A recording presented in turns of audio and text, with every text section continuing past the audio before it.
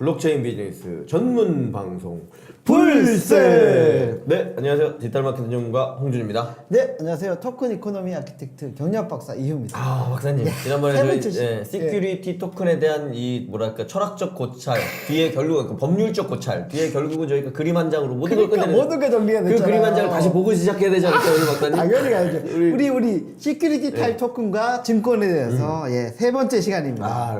가줄게요. 다시 이 한번 그림 너무 이 좋아. 그림 요겁니다. 예.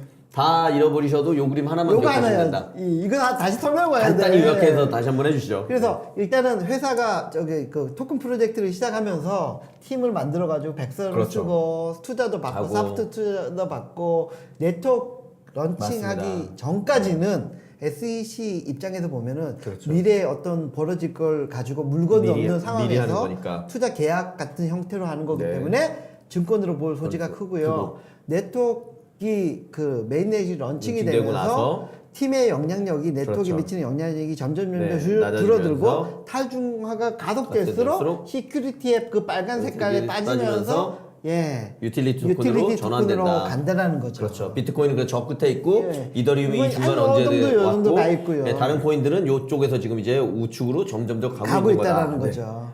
그래서 깔끔합니다. 최근에 추세들을 보면 저도 이제 뭐 투자 검토하면서 이렇게 네. 만나보면 그 메인넷이라든지 테스트넷은 최대한 오픈해가지고 그렇죠. 우리는 물건이 있다라는 네. 것을 쇼잉해주고. 강조를 하면서 그렇죠. 시큐리티 타입이 아니라는 맞습니다. 거를 보여주는 그런 사례들도 늘어나는 것 같아요. 더 많은 사람들이 사실 참여하고 있고요. 그렇죠. 이렇게 해서. 이미 메인넷이 나왔다는 그렇죠. 거는 프리세일이 아니거든요. 그렇죠. 예. 맞습니다. 예. 그냥 물건을 파는 네, 거라고 네, 볼 네. 수도 있으니까. 알겠습니다. 네, 이번 오늘 이어서, 시장에서는 그 뭐 한국 시장에서 과연 이걸 법적으로 어떻게 보는지에 대해서 그렇죠. 한번 자본시장법상 증권 네. 또 복잡한 얘기죠. 예, 좀 복잡하긴 네, 한데 네, 네. 우리나라 법 체계가 크게 보면 미국 법 체계를 많이 따르고 있거든요. 네. 물론 적용하는 방식이 좀 다르긴 하지만. 미국은 판례 중심으로 그렇죠.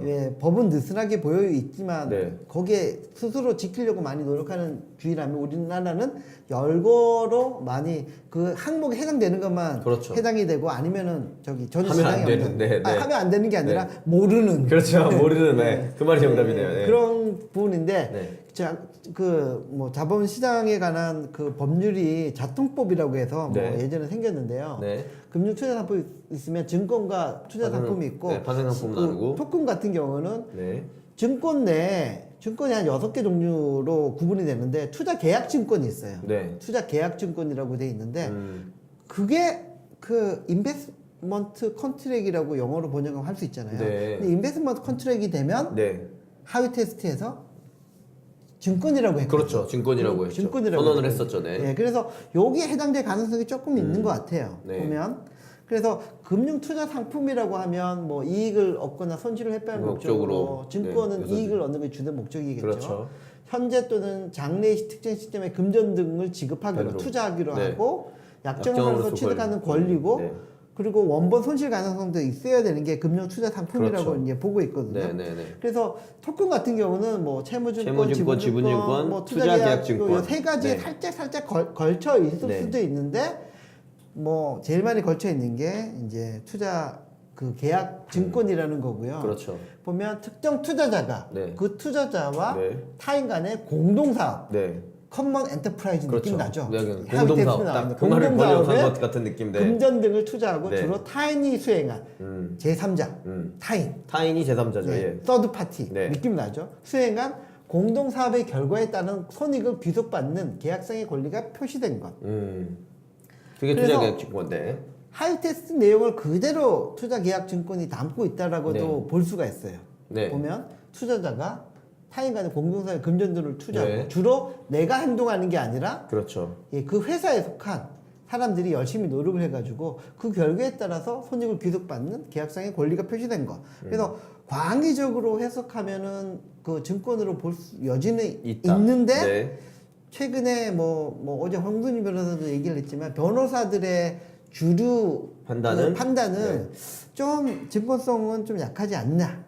라는 다투어 볼 만하다 예, 충분히. 네. 예. 그래서 홍승희 변호사님께서 그 앞에 그 정리를 또 SC의 잘하셨죠. 네. 그 생각을 네. 도식화를 했다면 네. 한국에서 네. 증권성에 해당되지 않기 위해서는 네. 어떻게 해야 되느냐 리스크를 줄이는 방법에 대해서 명시적으로 그렇죠. 이렇게 써주셨어요. 여기 보면 보라색 글씨, 그러니까 보라색 글씨, 아니, 핑크색 글씨가 네. 증권에 해당된다는 증권에 해당하는 거죠. 거. 이렇게 하면은 증권성이 강하다. 그다음 네. 이제 파란색 글씨가 이렇게 되면 디센트럴라이즈 돼서 네. 뭐 유틸리티성이 강화되는 거다. 그렇죠. 이렇게 해서 이제 뭐 말씀을 해주시면 좋을 것 같습니다. 토큰 발행 방식을 이더받고 판매한다. 메인넷 나오기 전에. 네. 그러면 증권성에 해당될 아, 가능성이 명확하죠. 높다는 네, 거죠. 그렇게 되니까, 그냥 네. 미래에 어떤 벌어질 그렇죠. 거니까. 네네네. 근데 무료로 에어드랍 한다든지 네. 아니면 자기가 서버 굴려가지고 채굴을 한다든지 그렇죠. 특히 비트코인 같은 경우는 네. 디센트럴라이즈의 끝이거든. 그렇죠. 네. 티어 W로 가면 맞습니다. 디센트럴라이즈의 끝이거든요. 맞습니다. 네.